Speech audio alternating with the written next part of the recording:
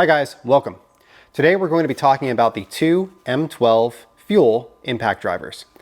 This one here is the M12 regular impact driver.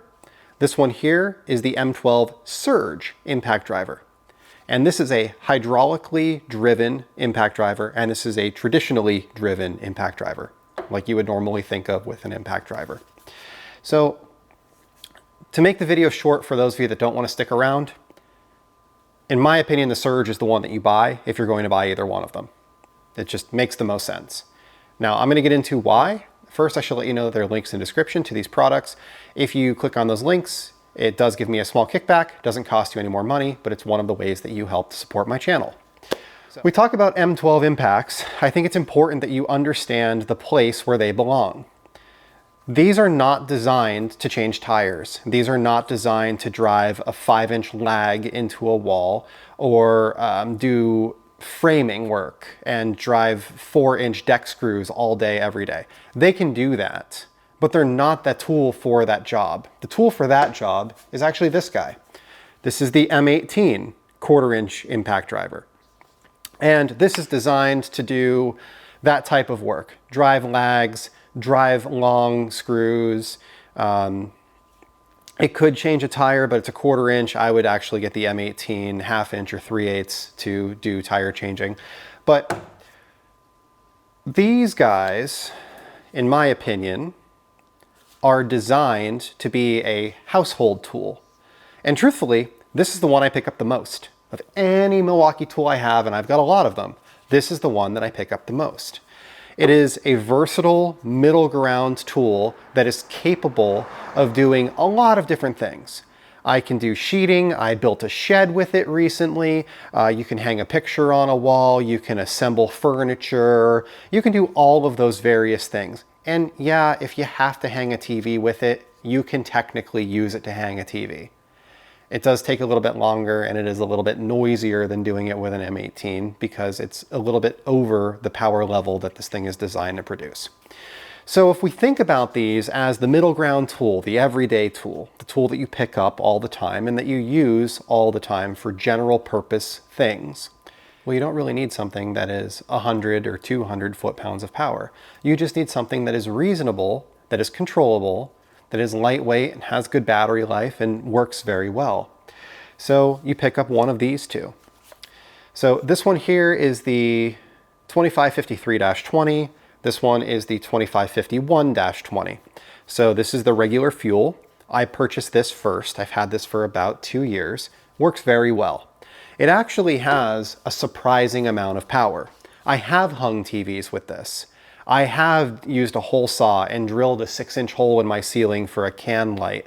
I have done things that are beyond what a 12-volt tool should be used for with this 12-volt tool. It does very well, and it doesn't complain. So having used both of these for a long time, the M12 Fuel is a great tool. The non-surge version works very well, has a surprising amount of torque, and is very usable, very controllable, and is a great tool. I think personally that the Surge is better for the tasks that it's intended for. This has a more controllable power. It feels more like it's lightly tapping the screw instead of impacting the screw.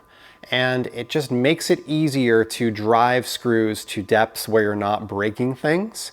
And it makes it easier to do delicate tasks like installing tool grid without stripping the small coarse screws in the plastic tool grid. I'm not saying that if you own this tool that you should go and throw it out and buy the Surge. That's not the case at all. I own both. If I didn't own either and I needed to purchase one, I would buy this.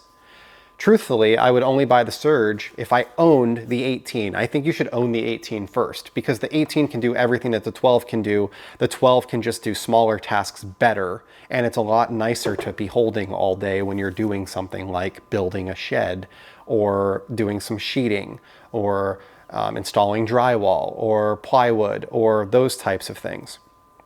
When it comes time to drive a lag, when it comes time to do some framing, to install, 4-inch wood screws, you're going to wish that you had this guy because the M18 is better for those tasks.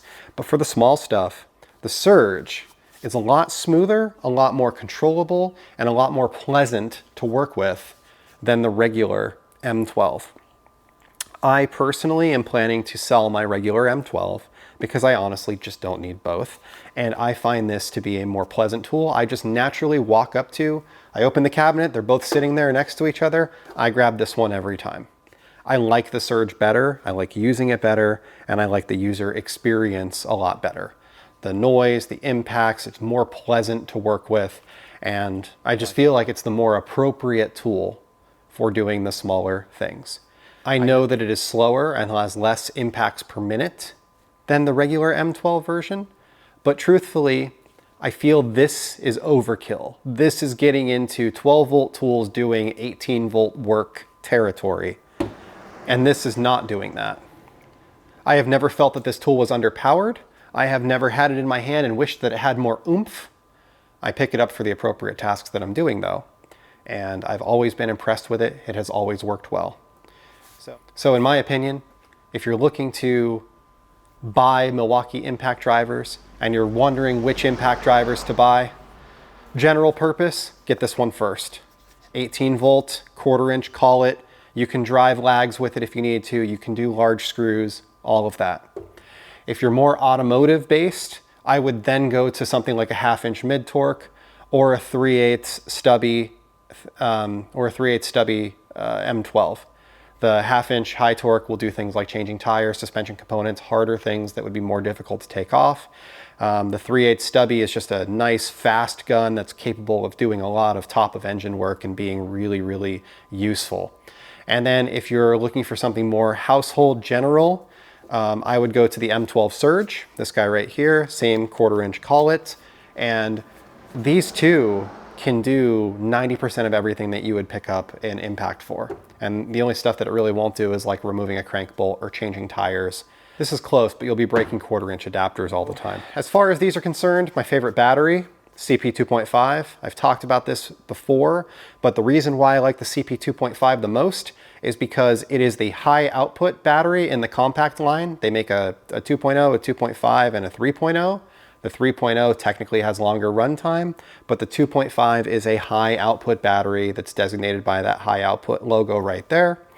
The XC batteries, like this one here, this is an XC 4.0, I don't like that they add this big base to the unit. They make it nice to stand up, but I don't like the overall tool profile and the weight that they add to the tool. I feel it's unnecessary and that the runtime is sufficient with these batteries.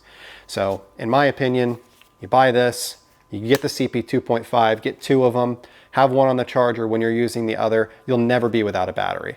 And this is a really nice, comfortable tool. It's got this belt hook on it that you can just stick it on your pocket. I walk around with it like this all the time when I'm doing tasks around the house that require me to use it. Building a desk, I built a whole shed with it. It took 2 batteries to build an entire 10 by 10 shed. It's a great, great tool, and I wouldn't hesitate to recommend it to anybody. So anyway, thank you for watching and have a great day.